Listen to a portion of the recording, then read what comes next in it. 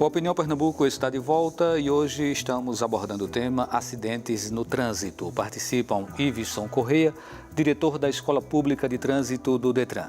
Hélio Calabria, médico cirurgião, coordenador do CEPAM, Comitê Estadual de Prevenção aos Acidentes de Moto. E Camila Acioli, psicóloga. Lembrando ainda que o nosso WhatsApp é 81 98830 7098. Bem, nós tivemos recentemente aí a paralisação, né, que envolveu os caminhoneiros de todo o Brasil. E os caminhoneiros, eles costumam passar uma noite inteira, às vezes várias noites, né, viajando com aquela carga, às vezes tomando o ribite que eles chamam, né, ou tomando muito café para se manter acordado, e isso leva a uma tensão, estresse e muitas vezes acaba resultando também em acidentes. Vamos trazer um pouco essa discussão para cá. Esse profissional é um profissional muito suscetível realmente a acidentes, Camila? Acaba trazendo na profissão uma necessidade daquele imediatismo, né? Que a gente estava falando antes do intervalo. Então, eles trazem... Você trabalhar com o processo de trânsito requer muita atenção, requer muito cuidado, requer tanto a atenção dividida quanto a atenção seletiva de você estar, né? A atenção dividida é quando a gente consegue dar conta de várias coisas. E principalmente com um veículo pesado como é um caminhão, Com um veículo pesado, né? Um veículo que tem a questão de estar de noite trabalhando, é mais viável para o veículo, porque não tem o desgaste de um pneu, né? Tem a questão das vias estarem mais tranquilas para você poder fazer o processo de direção mais fácil, né? Já que acaba fazendo com que não tenha tantos desvios, enfim, de outros transportes menores. Então, acaba trazendo com que isso a pressão da empresa também, né?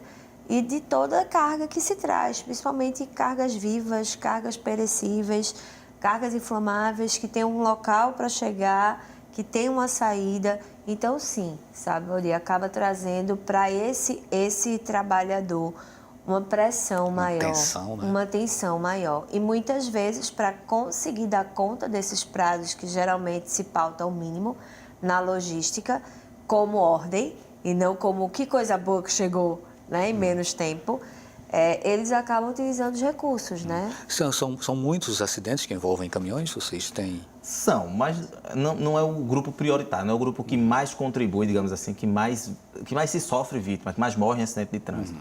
Eu acho que essa discussão do caminhoneiro tem muito com uma coisa que você trouxe, que é a questão da fragilização social desse profissional, né?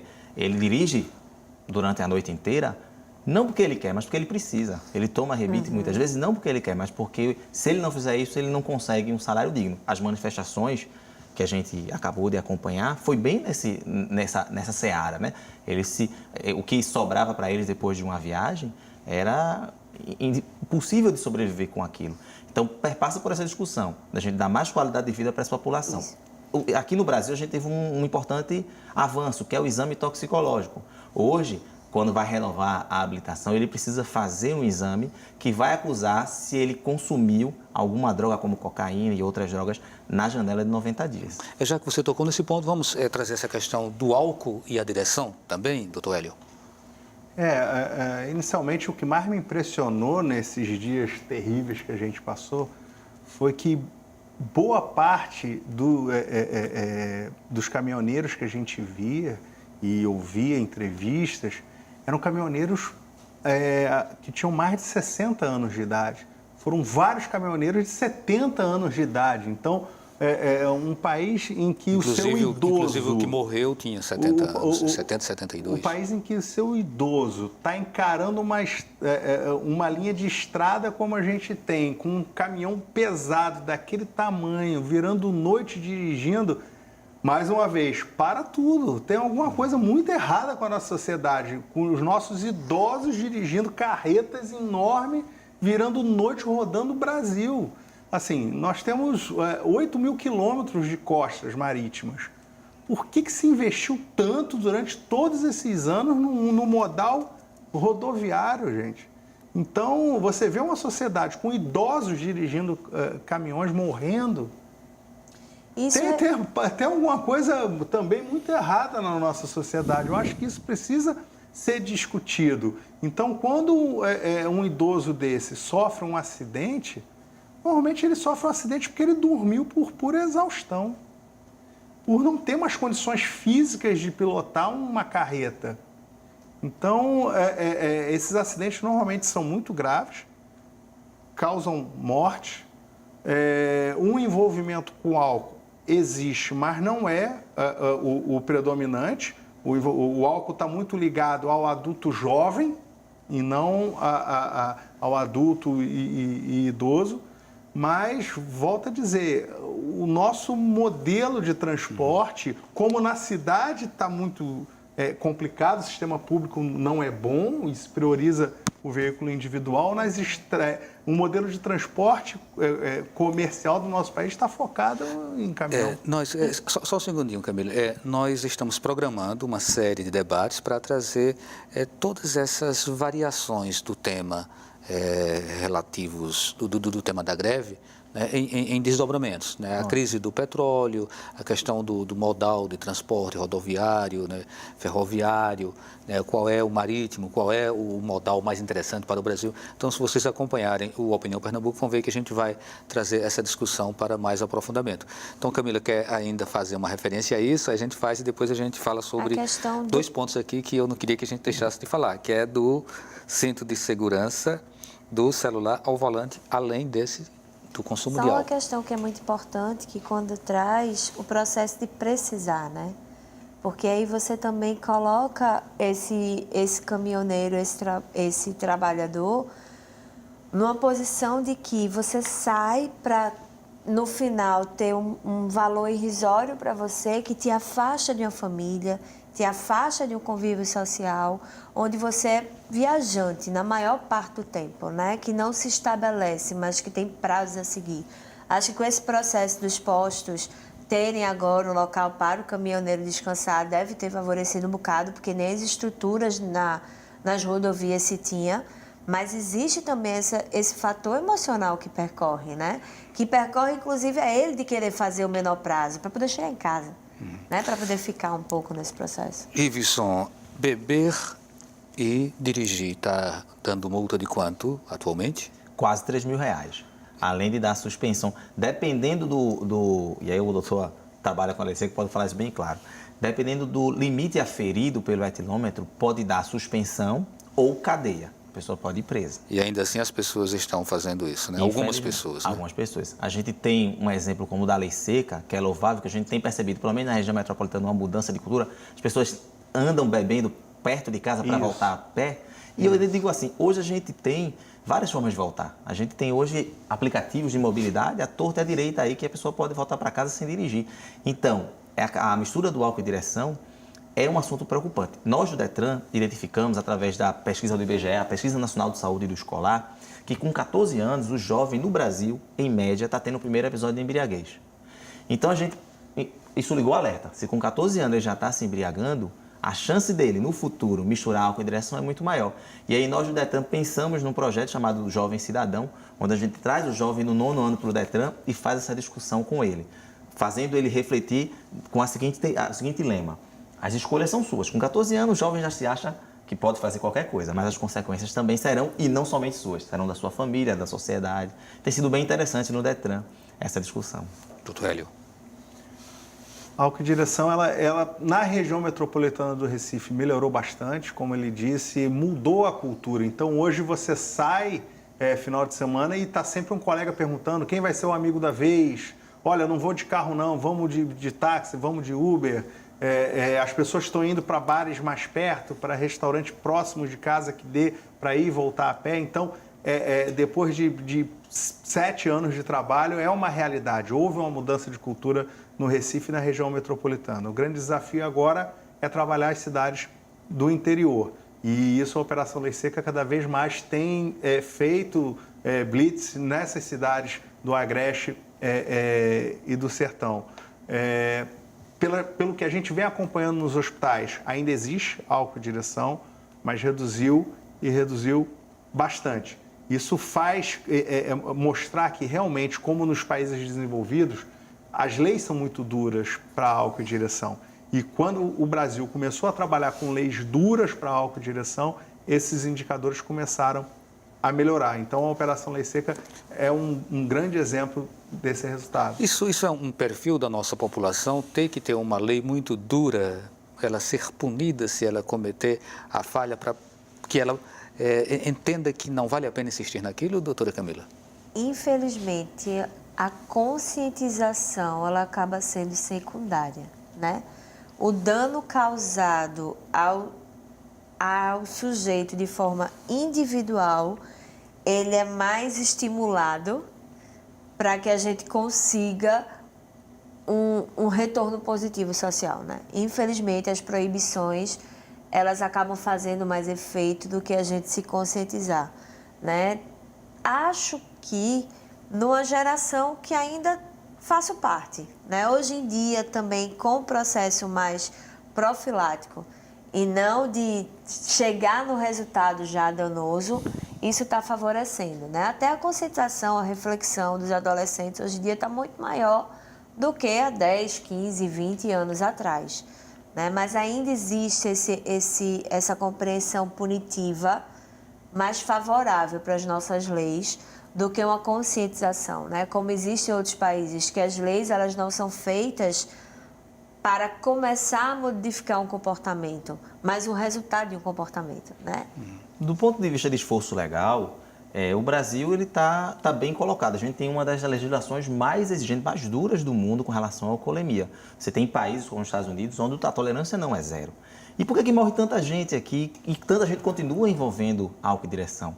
Tem um clichê, um lugar comum que diz assim: não é a gravidade da pena que impede o delito, mas é a certeza da pena. Se nos Estados Unidos, se você dirigir embriagado, você tem certeza que vai preso.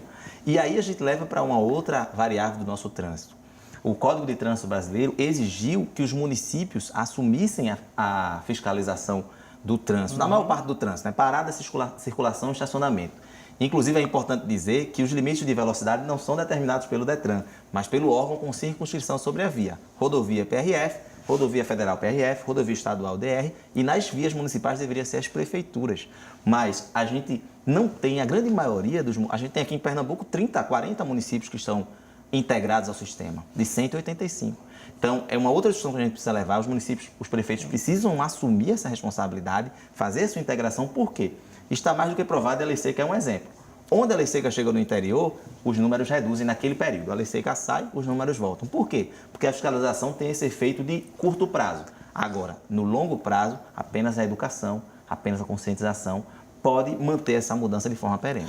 Agora, o uso do celular parece-me que tem sido mais difícil de você agir, né? De você atuar. Né? Às vezes é dentro do carro que a pessoa mexe, o guarda não percebe.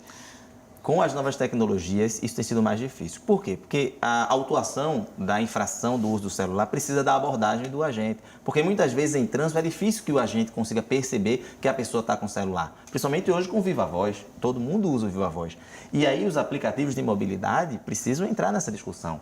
Porque hoje quem mais usa o celular na direção são os motoristas dos aplicativos de mobilidade. Eles precisam desenvolver novas tecnologias que possam liberar as mãos e a atenção do condutor para que permaneça no trânsito, como a nossa colega psicóloga Tem falou. causado muito acidente, doutor Hélio? Há 15 anos atrás, começou também nos países desenvolvidos, nos Estados Unidos, França, Espanha, aquelas campanhas bem duras contra álcool e direção, aqueles comerciais chocantes de acidente de álcool em direção. De 5 anos para cá, os Estados Unidos, a França, mudaram esses comerciais. Os comerciais hoje nos Estados Unidos, na França, são contra o uso de aplicativos. Então, são aqueles comerciais também extremamente chocantes, impactantes, mostrando o risco que corre utilizar o celular, principalmente o WhatsApp, mensagem de texto, e dirigir. Então, hoje tem sido a principal causa de morte no trânsito dos países desenvolvidos, a utilização de celular, principalmente de mensagem, WhatsApp e assemelhados. E no Brasil isso está começando a crescer e crescer muito. O álcool ainda está na frente aqui no Brasil. Nos países desenvolvidos, o uso de celular, principalmente de mensagens, já se tornou a principal causa de acidente. E aí isso está incorporado a uma nova geração, né, Camila? A compreensão de diálogo, de conversa, de aproximação social por telefone está muito grande, né? Então, hoje a gente substitui muito vínculos presenciais por vínculos midiáticos, assim. Então, isso acaba repercutindo. É você estar só num trânsito, mais de uma hora parado, não tem o que fazer, e aí a nossa mente, ela é naturalmente difícil o foco. E aí você pode tirar esse momento para conversar com alguém, para ver um vídeo, para escutar enquanto está parado, por exemplo. Mas não está parado, você está em trânsito, né? A Pamela Xavier, ela faz a seguinte provocação: será que o empoderamento da sociedade em geral, no que diz respeito às leis, seria eficaz? E todos poderiam não só fiscalizar, mas também reforçar a lei de forma geral? Olha, é uma discussão bem delicada, né? Você já imaginou se cada um pudesse fiscalizar o seu vizinho? A gente estaria vivendo aquele livro, né, do George Orwell. Então, assim, a gente tem que respeitar a privacidade, então não dá pra gente ter... Hoje todo mundo tem uma câmera no celular. Eu estou entendendo que é isso que ela está colocando, fazendo com que os condutores que estão participando do trânsito possam fiscalizar os mais maus condutores, né? Então a gente tem que discutir questão de privacidade e questão também de legitimidade para que um particular possa fazer essa autuação. Hoje, no ambiente legal que nós temos, isso é impossível, porque só pode fazer a autuação o agente portariado pela autoridade de trânsito responsável. Mas se a gente for refletir esse empoderamento, por exemplo, como a compreensão consciencial, talvez seja favorável, né? No sentido de educação mesmo, de empoderar os sujeitos todos que fazem parte da sociedade, porque todos estão em trânsito, por mais que não esteja efetivamente num carro, para que saibam as leis, para que compreendam elas, para que percebam qual é o motivo e a necessidade daquele processo. Perfeito. Se a gente for ver esse empoderamento, é bastante favorável, que é a educação e a conscientização que está sendo aí, por exemplo, com os adolescentes e crianças, né? Desde muito pequenininho, as crianças têm o dia do trânsito no colégio e vão e utilizam os carrinhos e fazem competição e dizem como é. Então, vai trazendo. Meu filho mesmo, ele traz: mãe, sinal tal, não pode, né? Veja, tem que fazer isso aqui, não pode celular, não pode isso. Então, ele já vai trazendo, como na minha época era a questão de não jogar o lixo no chão, né? E a gente vai trazendo esse empoderamento. Gente, chegamos ao final do programa. Muito obrigado, Camila. Obrigado, Dr. Hélio. Obrigado, Iveson. Muito obrigado. Obrigado a vocês que nos acompanharam. O Opinião Pernambuco de hoje fica por aqui. A todos uma boa noite e até o próximo programa.